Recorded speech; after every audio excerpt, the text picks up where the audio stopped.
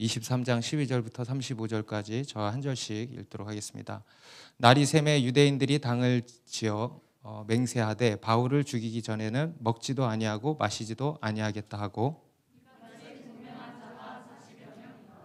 대제사장들과 장로들에게 가서 말하되 우리가 바울을 죽이기 전에는 아무것도 먹지 않기로 굳게 맹세하였으니,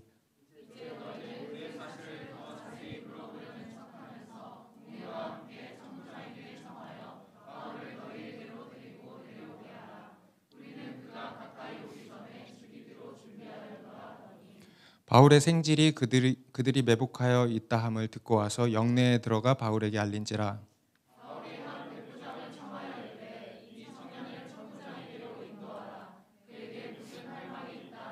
천부장에게로 데리고 가서 이르되 죄수 바울이 나를 불러 이 청년이 당신께 할 말이 있다 하여 데리고 가기를 청하더이다 하매,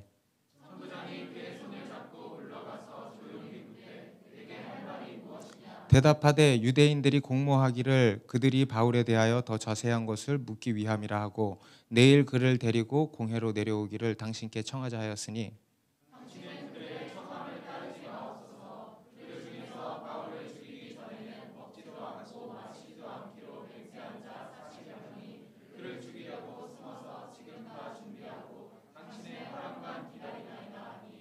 이에 천부장이 청년을 보내며 경계하되 이 일을 내게 알렸다고 아무에게도 이르지 말라 하고,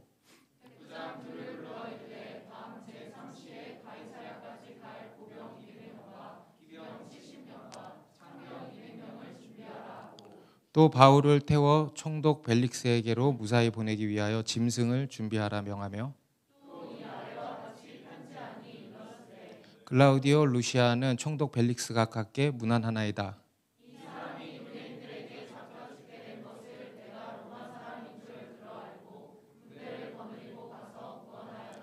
유대인들이 무슨 일로 그를 고발하는지 알고자 하여 그들의 공회로 데리고 내려갔더니,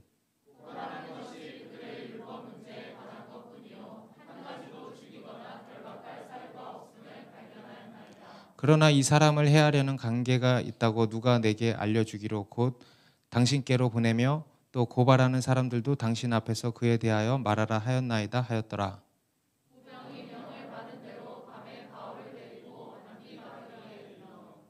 이튿날 기병으로 바울을 호송하게 하고 영내로 돌아가니라.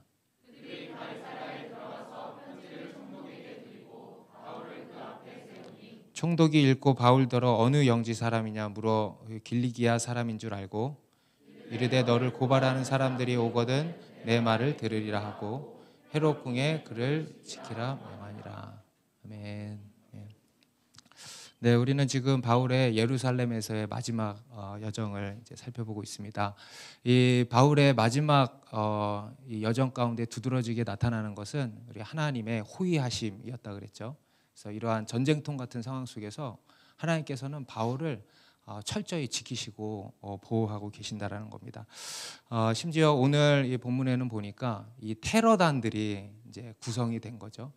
여러분 얼마 전에 우리 아프가니스탄에 미군이 철수하게 되면서 탈레반이 이제 점령을 하는 일이 생겼죠. 그래서 이 아프가니스탄이 아무래도 이제 안정적인 나라가 아니었잖아요. 그런데 하여튼 탈레반이 점령하게 되면서 극도의 불안과 긴장과 공포 속으로 지금 나라가 들어가 있습니다. 폭탄 테러도 굉장히 많이 일어나고 있지 않습니까? 그래서 공항에서도 그렇고 이 IS들이 자행하는 이 폭탄 테러는 다 자폭 테러잖아요. 네. 그런 자폭 테러 하는 것들을 이렇게 보면은 우리가 여러분들도 그런 생각이 많이 드실 겁니다. 무슨 생각으로 저렇게 자기를 희생하면서까지 저런 일을 할까? 네. 폭탄을 그야말로 그냥 품고 들어가서 자폭하는 거잖아요. 네. 무엇이 그들로 하여금 그렇게 하도록 만드는 것일까? 이런 생각이 늘 듭니다. 오늘 본문에도 보면은 이 사람들도 그런 사람들인 거예요. 유대인들 중에서 아주 이 극단적인 유대주의자들입니다. 이 사람들이 이제 바울을 죽이겠다고 나선 겁니다. 우리 앞에서 유대인들이 바울의 변호를 듣고는 더 이상 못 듣겠다 하고는 격분해 가지고 또 한 번 큰 소동이 일어나지 않았습니까? 물론 그 가운데 대부분의 사람들은 그냥 분노만 표출하고 흙먼지 날리고 자기 옷만 벗어 던지고 표출하고 끝났으리라고 저는 생각을 합니다. 하지만 그 가운데에서도 실제로 내가 한 말은 난 반드시 이룬다라고 하는 그런 사람들 있잖아요. 그런 사람들일 것 같아요. 그런 사람들이 지금 이제 바울을 죽이겠다고 나선 겁니다. 그게 이제 오늘 12절부터 나오는 이야기인데요. 우리 12절 13절 날이 샘에 유대인들이 당을 지어 맹세하되 바울을 죽이기 전에는 먹지도 아니하고 마시지도 아니하겠다 하고 이같이 동맹한 자가 40여 명이더라. 바울을 죽이기 전까지 내가 식음을 전폐하겠다. 그러한 맹세를 하고 지금 40명이 모인 겁니다. 엄청난 결단인 것이죠. 이들로 하여금 이런 결단을 내리게 한 것이 도대체 뭘까 생각해 봤을 때 이들 안에는 이제 바울을 향한 엄청난 분노가 있었던 거죠. 바울에 대한 분노를 넘어 살기가 가득했던 겁니다. 이것은 이들뿐만이 아니고 사울이었던 바울도 지금 그러한 입장에 처해진 이 바울도 그랬잖아요. 이 바울도 우리 사도행전 9장에 보면은 정말 그 예수 믿는 남녀를 옥에 가두고 또 그 일을 위해서 저 먼 다메섹까지 갈 정도로 앞장선 사람이었죠. 그 사울에 대해서 성경은 이렇게 기록을 하고 있어요. 위협과 살기가 등등했다. 지금 이 유대인들도 마찬가지예요. 그 동일한 위협과 살기가 등등한 거예요. 왜 그토록 이 바울과 그리스도인들을 향해서 살기가 등등했을까? 바로 이 잘못된 종교적 신념이었던 것입니다. 우리가 옳고 우리는 진리고 저놈들은 비진리다, 틀렸다라고 하는 거죠. 이런 신앙의 독선에 빠져 있었던 거예요. 그리고 더 나아가서 저놈들은 사라져야 된다라는 거죠. 여러분 이게 우리 인간의 속성입니다. 우리는요 나와 다르면 없애버리려고 그래요. 그죠? 나와 틀리면 그게 틀린 거라고 다른 것을 틀린 거라고 규정하고 없애버리려고 하는데 이 사람들이 이제 지금 그러고 있는 거죠. 그리고 그러한 세력을 계속 지금 없애려고 바울도 없애려고 하는 것이고 그것이 이제 하나님께 대한 충성이라고 믿은 겁니다. 이런 걸 보면은 이 참 잘못된 종교적 신념이 얼마나 무서운지를 우리가 알 수 있죠. 우리 좀 전에 언급했던 IS 같은 이런 극단적인 이슬람 극단주의 세력들도 마찬가지예요. 잘못된 이 종교적 신념 때문에 아주 이런 끔찍한 일들을 자행하는 겁니다. 특히 이 12절에 보면은 이들이 바울을 죽이기 위해서 어떻게 했냐면 맹세했다 그러죠. 맹세했다. 아무것도 먹지도 마시지도 않기로 맹세했다 그러잖아요. 오늘 본문에 보면은 이 맹세라고 하는 단어가 좀 나옵니다. 맹세했다. 이 맹세라는 것도 마찬가지예요. 이 맹세, 우리가 맹세한다 그러잖아요. 이것도 결국은 뭘 기초로 하냐면 그냥 자기 확신에서부터 나오는 것입니다. 자기 자신에 대한 강한 확신, 내가 무조건 옳아라고 하는 이 확신, 자기 의죠. 이것이 인간의 이 죄악된 본성 아니겠습니까? 자기가 자기 인생의 주인이 된 거예요. 그래서 내 인생 내가 다 알고 내 인생 내가 확신할 수 있는 거죠. 보장할 수 있는 거죠. 그로부터 맹세를 하는 거예요. 그런데 여러분 그렇습니까? 여러분 우리 인간이 맹세할 수 있습니까? 우리 인생에 대해서 어떤 일에 대해서? 여러분 우리는 그럴 수 있는 능력도 자격도 없는 존재들입니다. 그래서 우리 마태복음 5장에 보면은 예수님도 이 맹세에 대한 이야기를 하신 거 아시죠? 우리 마태복음 5장 산상수훈에 보면은 산상수훈의 첫 번째로 예수님이 말씀하신 게 뭐냐면 내 형제에게 노하지 말아라. 형제를 향하여 분노하지 마라. 조롱하지 마라. 이게 첫 번째 예수님이 말씀하신 거였습니다. 그리고 두 번째가 간음하지 마라. 마음으로 간음하지 마라. 마음으로 음욕을 품는 것도 간음이다. 그것도 간음이다. 그리고 세 번째로 말씀하신 게 뭐냐면 맹세하지 말라는 거예요. 세 번째로 말씀하신 게 우리 5장 33절부터 37절인데 또 옛사람에게 말한 바 헛맹세를 하지 말고 내 맹세한 것을 주께 지키라 하였다는 것을 너희가 들었으나 나는 너희에게 이르노니 도무지 맹세하지 말지니 하늘로도 하지 말라 이는 하나님의 보좌임이요 땅으로도 하지 말라 이는 하나님의 발등상이며 예루살렘으로도 하지 말라 이는 큰 임금의 성이며 내 머리로도 하지 말라 이는 내가 한터럭도 희고 검게 할 수 없음이라 오직 너희 말은 옳다 옳다 아니라 아니라 하라 이에서 지나는 것은 악으로부터 나느니라 그러죠.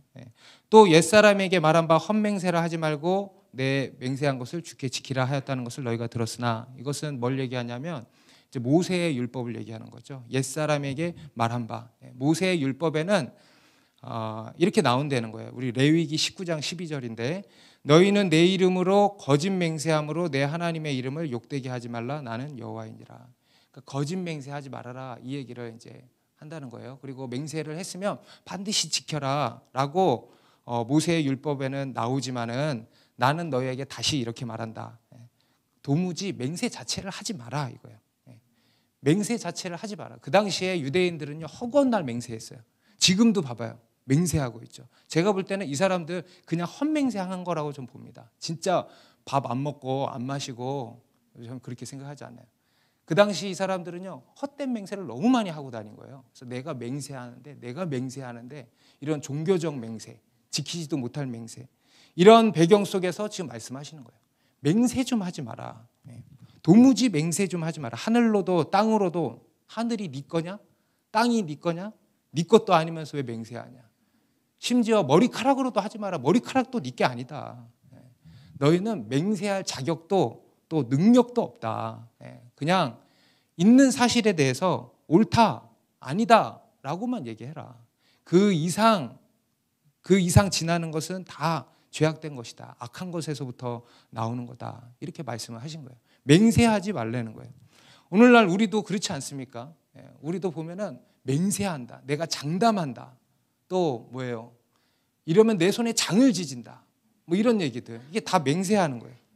이런 거 너무 많이 하는 거예요, 우리가 우리의 죄인된 본성에서부터 다 나오는 거예요. 그런데 그러지 말라는 거예요. 왜냐? 우리는 그럴 자격이 없다라는 겁니다. 우리 야고보 사도도 똑같은 얘기합니다. 5장 12절에 야고보서 내 형제들아 무엇보다도 맹세하지 말지니 하늘로나 땅으로나 아무 다른 것으로도 맹세하지 말고 오직 너희가 그렇다고 생각하는 것은 그렇다 하고 아니라고 생각하는 것은 아니라 하여 정죄받음을 면하라. 여러분 그렇게 하시기 바랍니다. 여러분의 분량 이상을 이야기하지 마세요. 할 수도 없는 거 하지 마세요. 예측하지도 마세요. 확신하지 마세요. 우리가 할 수 없다라는 겁니다. 여러분 우리가 우리의 인생을 다 압니까? 우리의 미래를 압니까? 여러분 내일 일을 아세요? 내일 추석 때 집에 가서 무슨 일이 일어날지 아세요? 내일 일을 모르는 거예요. 우리는. 오늘 오후의 일 아세요? 모르는 거예요. 우리는 우리의 앞일에 대해서 모르는 것입니다. 아무것도 확신할 수가 없는 거예요. 그래서 맹세하지 말라는 거예요. 맹세하지 말라. 그리고 여러분 우리가 맹세하지 말라고 하는 또 하나의 이유가 뭐냐면 여러분 헛된 맹세가 우리의 인생을 올가맨다는 것을 알아야 됩니다. 헛된 맹세, 우리 안에 있는 헛된 맹세. 가령 나는 절대 이렇게는 안 할 거야. 나는 반드시 이렇게 할 거야 라고 하는 이러한 맹세들 있죠. 이것은 어떤 우리의 선한 목표와는 다른 것입니다. 우리의 어떤 믿음의 선한 목표 있죠. 비전 있죠. 그런 것과는 다른 거예요. 다른 이 또한 헛된 맹세인 것이 있습니다. 이런 헛된 맹세가 우리의 인생을 올가맨다는 거예요. 그래서 우리는 이런 헛된 맹세를 하지 말아야 되고 버려야 된다는 겁니다. 이게 오늘 우리 본문을 통해서 나누고 싶은 첫 번째 메시지예요. 내 안에 헛된 맹세를 버리라는 거예요. 여러분 혹시 내 안에 그런 맹세가 있습니까? 한번 돌아보세요. 내 안에 정말 내가 목숨 걸고 하고자 했던 그 맹세들, 여러분 그것이 주님으로부터 나온 것인지 우리가 돌아보고 분별해 봐야 될 것입니다. 그리고 그것이 어쩌면 내 인생을 올가매고 있는 것일 수 있어요. 여러분 우리는 헛된 맹세를 버리고 범사의 하나님을 인정할 수 있어야 됩니다. 하나님만이 옳으십니다. 하나님만이 아십니다. 하나님만이 진정한 왕이시고 또 주인이십니다. 고백하는 거예요.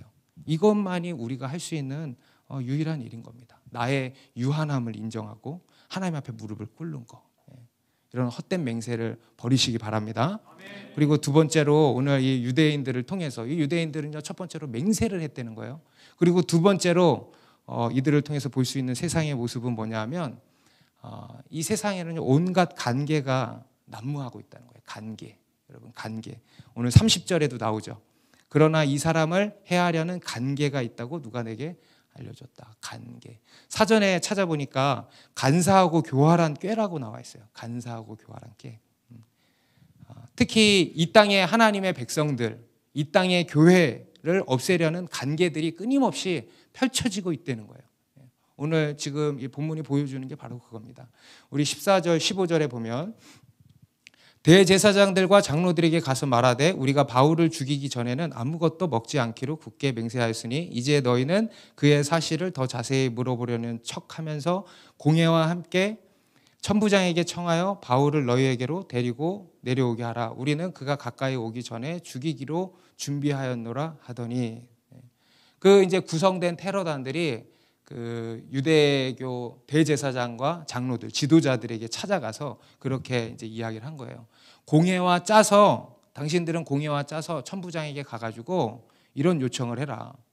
바울을 좀 더 자세히 신문할 게 있으니 우리에게 좀 보내달라라고 요청을 해라. 그러면 바울이 오는 길에 우리가 제거할 계획을 다 짜놨다. 지금 이렇게 이야기를 하는 거죠.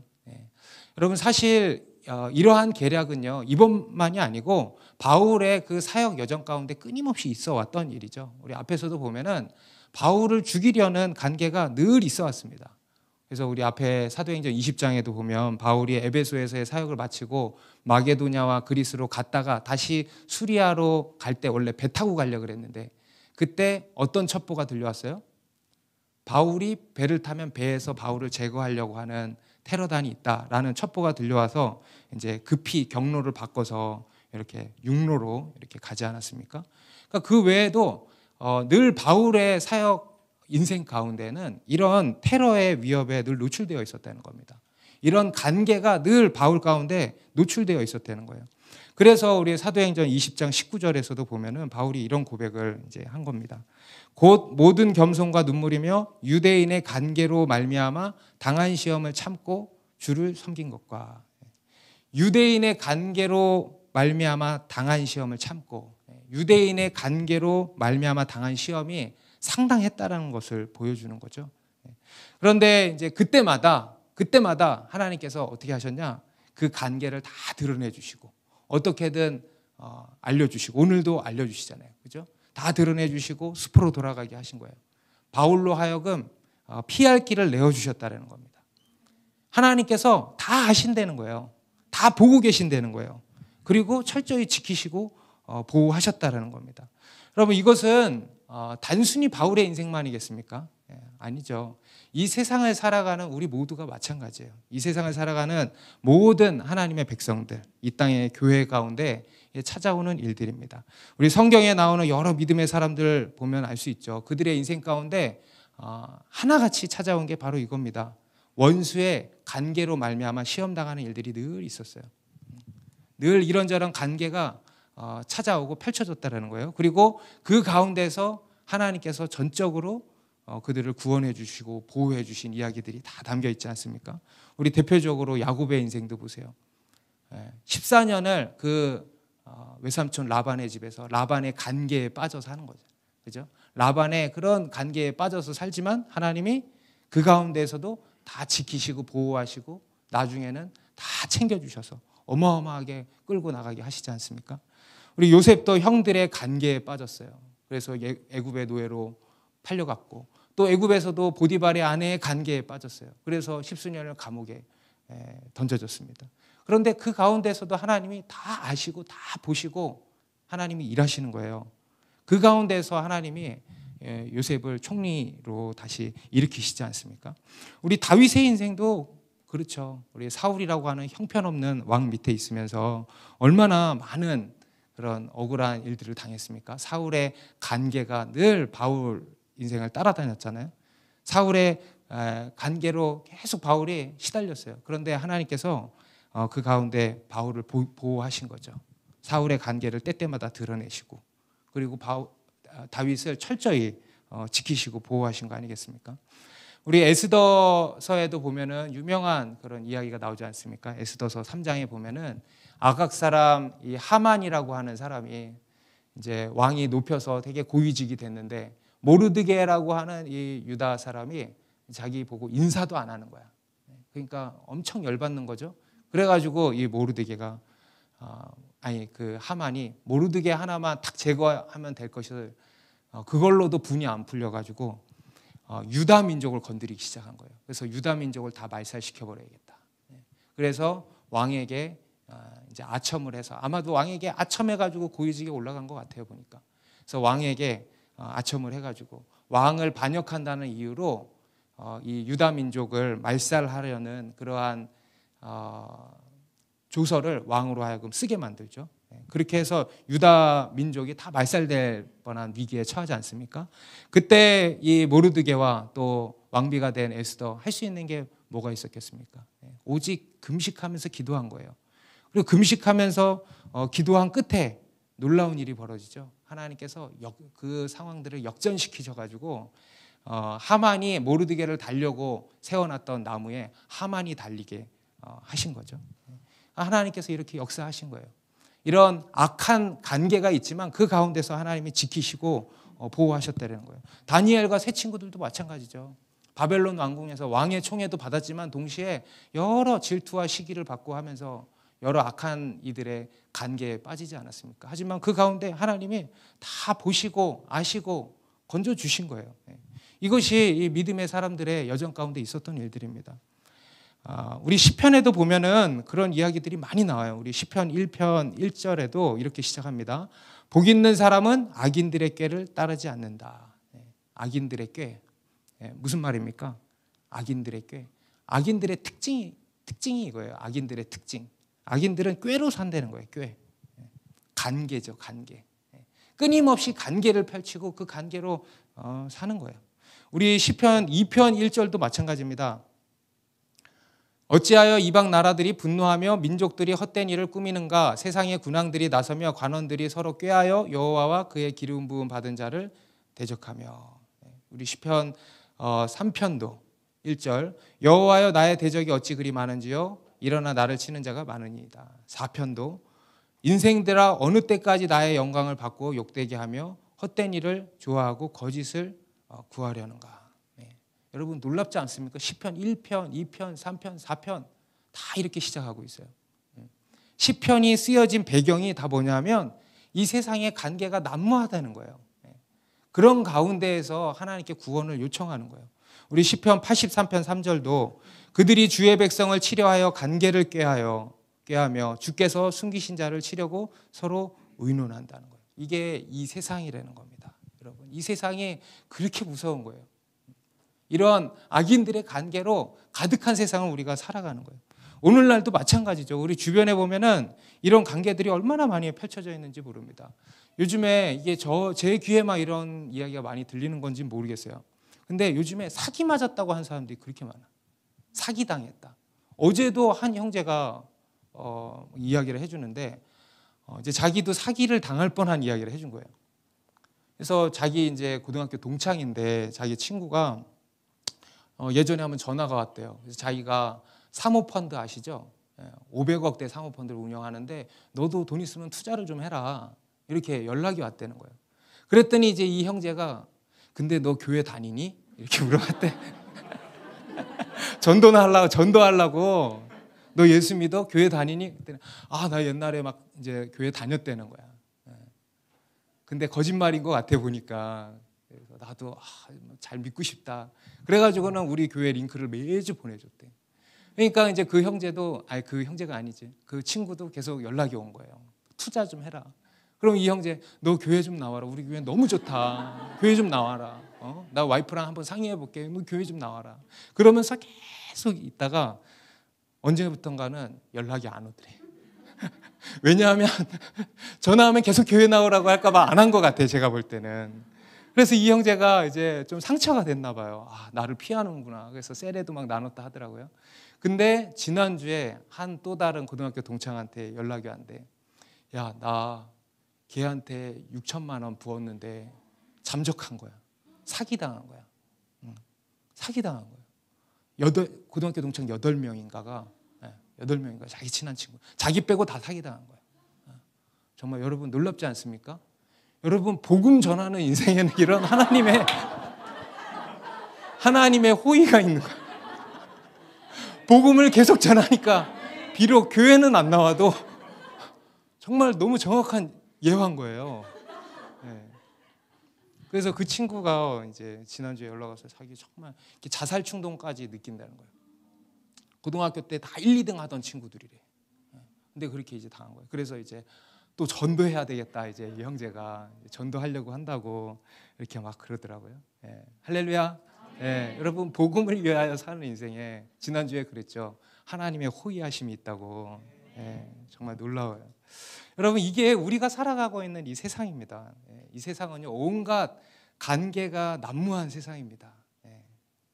그런데 오늘 본문이 우리에게 말씀하는 게 뭐냐면 하나님이 다 보고 계신다는 거예요. 하나님이 다 하신다는 거예요. 모든 게 다 하나님의 주권 아래에서 이루어지고 있다라는 겁니다. 여러분 바울은요 이 하나님의 구원 얼마나 많이 경험했겠습니까? 수없이 경험했을 거예요. 아까 언급했던 다윗도 그렇죠. 사울 왕으로 인하여서 수많은 관계에 노출돼서 시달리던 삶을 살았지만은 그 가운데에서 정말 하나님의 놀라운 구원도 경험한 거 아니겠습니까? 그래서 이 시편 23편이라고 하는 유명한 시도 나온 거예요. 우리 시편 23편 5절에 우리 다 같이 읽겠습니다. 시작. 주께서 내 원수의 목전에서 내게 상을 차려주시고 기름을 내 머리에 부으셨으니 내 잔이 넘치나이다. 그리고 여기 보시면 상을 차려주신다 그런다고 해서 이게 상장, 포상 이런 상이 아니에요. 여기서의 상은 밥상이에요. 밥상. 잔치상. 세번역 성경에는 정확히 나옵니다. 잔치상을 베풀어 주신다. 진수성찬을 베풀어 주신다. 어디에서? 원수의 목전에서. 믿습니까 여러분? 원수의 목전에서 잔치상을 차려주신다는 거예요. 오늘 이 바울의 상황도 그것을 아주 잘 보여주고 있습니다. 우리 23절, 24절에 보시면 지금 이 유대인의 관계가 있었는데 하나님께서 또 한 번 드러내신 거예요. 그리고 저 어떻게 드러내셨냐면 바울의 생질, 바울의 조카예요.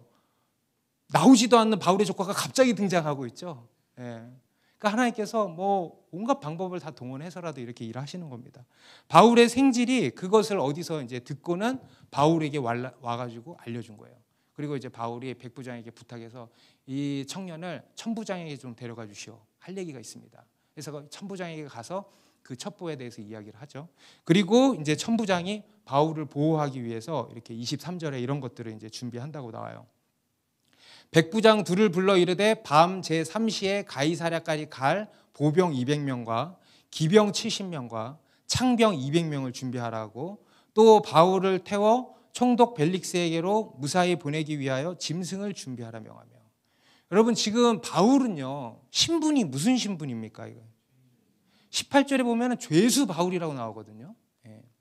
뭐 죄가 딱 정해진 건 아니지만 그래도 피의자죠. 피의자 신분이에요. 최소한 이 피의자 신분인데 지금 어떻게 하냐면 보병 200명, 기병 70명, 창병 200명, 도합 470명의 군대를 470명의 군대를 붙여준 거예요. 경호원으로. 그리고 바울이 탈 짐승도 준비해서 여러분 이런 죄수 봤어요? 그야말로 원수의 목전에서 잔치상을 차려주신 것이다. 저는 그렇게 봐요. 하나님이 베풀어 주신 잔치상이에요. 이게 하나님의 호의하심인 것입니다. 여러분 이 하나님을 믿으시기 바랍니다. 이게 오늘 본문을 통해서 하나님께서 우리에게 주시는 두 번째 메시지입니다. 하나님께서는 우리를 원수의 관계로부터 지키시고 보호하신다는 거예요. 여러분 안심하시기 바랍니다. 여러분 삶에 많은 관계들이 둘러싸고 있잖아요. 그죠? 직장에서 그 외의 관계, 삶 속에서 안심하시기 바라요. 모든 게 하나님 손 안에 있고 모든 게 하나님이 다 보시고 다 아신다는 거예요. 그리고 우리를 보호하신다 이겁니다. 심지어 원수의 목전에서 잔치상까지도 차려주시는 줄 믿습니다. 그 하나님을 믿으시기 바라요. 그리고 그것을 믿는다면 우리는 이제 어떻게 해야 되는가? 우리도 관계를 펼칠까? 아니죠. 우리는 우리의 운명을 하나님께 내어 맡겨야 되는 거예요. 한번 따라해 보세요. 우리의 운명을 하나님께 내어 맡기자. 그리고 하나님의 구원을 잠잠히 기다리는 겁니다. 여러분 이걸 가지고 믿음이라 그러는 거예요. 믿음. 여러분 믿음의 정의 뭐라고요? 하나님께 맡기는 거예요. 다시 믿음이 뭐라고요? 하나님께 맡긴다. 하나님께 맡기는 거예요. 여러분 믿음은요 하나님께 맡기는 거예요.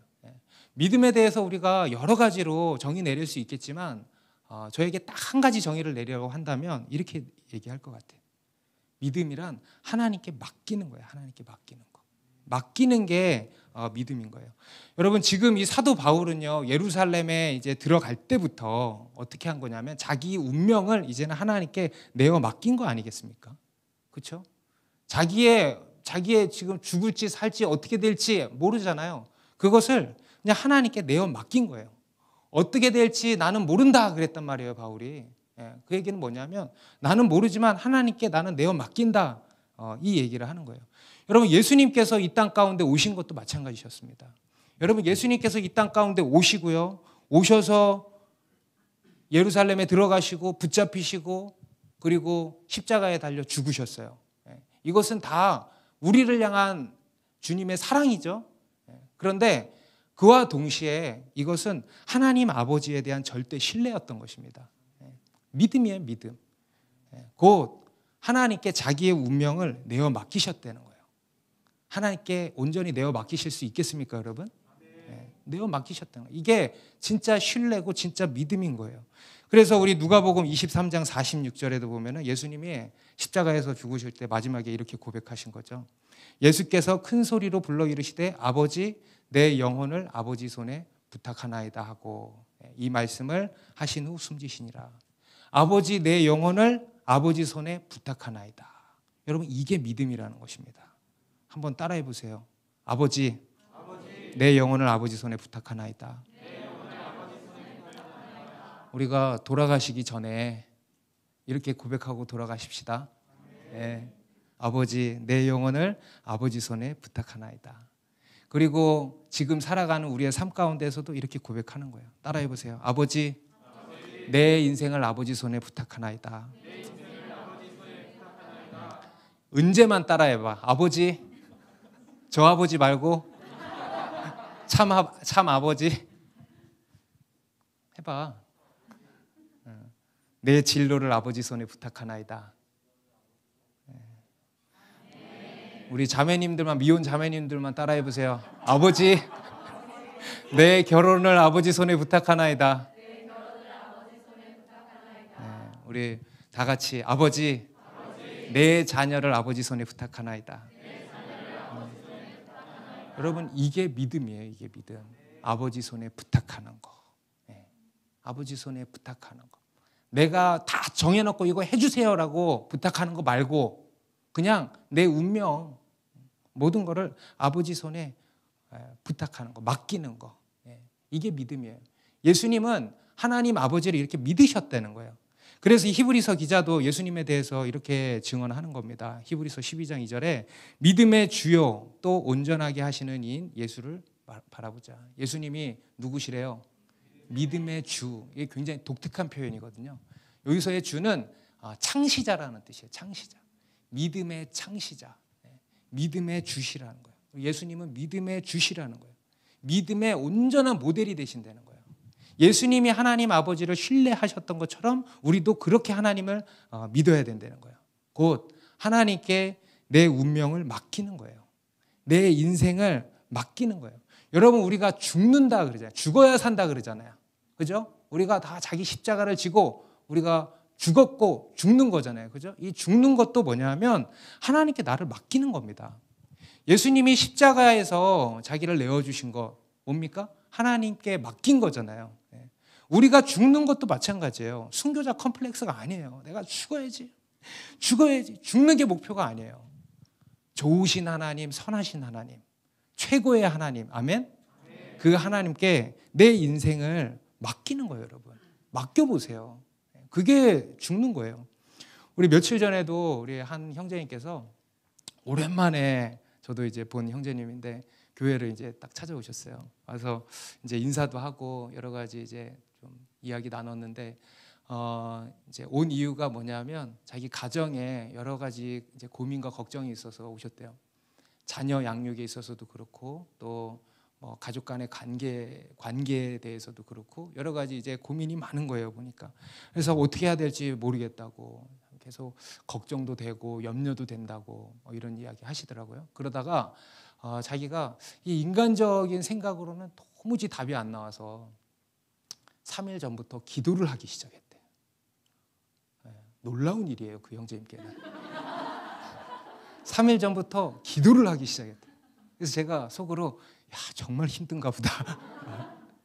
그리고는 이제 오늘 저도 찾아온 거예요. 그래서 제가 일단 너무 잘하셨다. 여러분, 기도를 시작했다라는 것은요, 너무 잘한 일 아니겠습니까? 제가 정말 너무 잘하셨다. 기도한 거 너무 잘하셨고 오늘 저 찾아오신 거 너무 잘하셨다. 너무 잘하셨다. 그러면은 다 해결되는 거다. 기도하지 않고 인간적으로 생각하면요, 끝이 없죠. 염려가 끝이 없죠. 막 시나리오 짜봐. 끝이 없어, 시나리오가. 그리고 막 증폭되잖아, 그죠? 이러다가 그냥 빵 터져버리는 거잖아, 그렇죠? 그 형제님한테 그렇죠 그랬더니 그렇대. 걱정이 끝이 없어. 답이 안 나와. 그래서 기도하는 거예요. 기도하는 거예요. 하나님께 맡기는 거죠. 그래서 이제 가족들이 같이 기도를 한대요. 근데 이제 그런 걸 처음 해보니까 어떻게 기도하시냐 그러니까 각각 혼자 기도하고 끝낸대. 같이 모여서 각각 혼자 기도하고 끝낸대.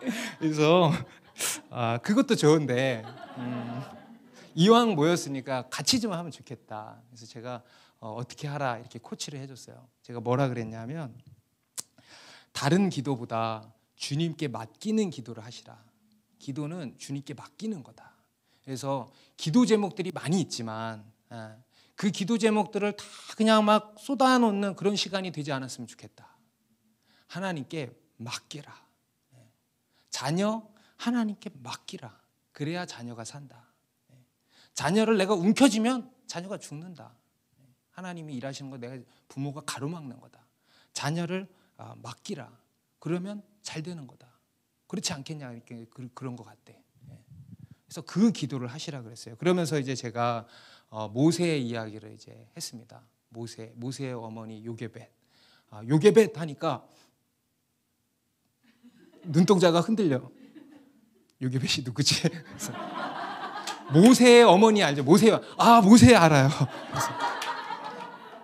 모세의 어머니가 바로가 유아 학살 정책을 펼치니까 한 석 달 정도 데리고 있다가 도저히 안 되겠어서 갈대상자에 모세를 담아서 나일 강가에 띄운 이야기 아시죠? 그러니까 그 얘기 안 돼. 그 나일 강가는 곧 하나님의 강이다. 하나님의 손이다. 거기에 띄우라는 거다. 그랬더니 어떻게 됐냐? 그 하나님의 강에 따라서 바로의 공주에게로 가고 거기서 길러지고 그러다가 이스라엘에 하나님이 쓰시는 지도자가 되지 않았냐. 그렇게 띄워놓는 거다. 그게 기도다. 그렇게 맡기시면 좋겠다. 그렇게 이제 조언을 드렸어요. 여러분 그게 믿음인 거예요. 여러분 우리 요게벳의 노래라는 CCM 찬양도 있잖아요. 후렴구가 이거잖아요. 너의 삶의 참주인, 너의 참부모이신 하나님 그 손에 너의 삶을 맡긴다. 여러분 믿음은요. 믿음이 뭐라고요? 맡기는 거예요. 맡기는 거. 내가 움켜쥐고 하나님 해주세요. 맡기는 거가 아니고 그야말로 운명을 그냥 맡기는 거예요. 어떻게 될지를 맡기는 거예요. 이게 될지 안 될지를 맡기는 거예요. 내가 죽게 될지 살게 될지를 맡기는 거예요. 맡기는 거예요. 이게 믿음이에요. 그리고 잠잠히 하나님의 구원을 기다리는 겁니다. 여러분 오늘 이 바울을 죽이려는 유대인들은요. 맹세했어요. 자기 확신으로 맹세했어요.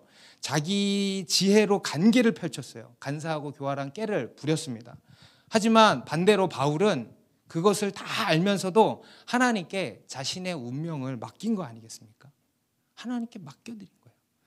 어쩌면 바울은 지금 이런 상황 속에서 이 다윗의 시를 가지고 이런 찬양을 하고 있었을지 모릅니다. 시편 우리 62편에 나의 영혼이 잠잠히 하나님만 바라며 나의 구원이 그에게서 나오는도다.